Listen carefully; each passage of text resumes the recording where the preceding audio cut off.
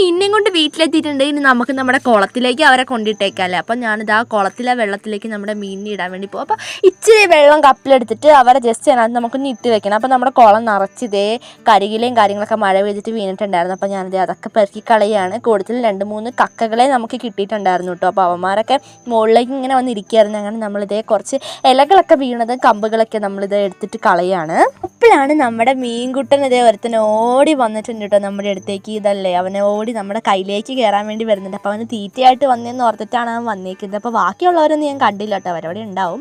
അങ്ങനെ നമുക്ക് നമ്മുടെ മീനിനെ ഈ കപ്പിൻ്റെ ഉള്ളിലേക്ക് ഇടാല്ലേ ഗായ്സ്. അങ്ങനെ ഇതേ കപ്പിൻ്റെ ഉള്ളിലേക്ക് ജസ്റ്റ് ഒന്ന് ഇട്ട് കൊടുക്കുന്നുണ്ട് കേട്ടോ. ഇനി ആ വെള്ളത്തിൻ്റെ ടെമ്പറേച്ചർ കറക്റ്റ് ആവണം. അപ്പോൾ അതിൻ്റെ ഉള്ളിലേക്കും കൂടി അനുസരിച്ച് വെള്ളമാക്കി കുറച്ച് കഴിഞ്ഞിട്ട് ഞാനിത് ഇവന്മാരെ എടുത്തിട്ടുണ്ട്.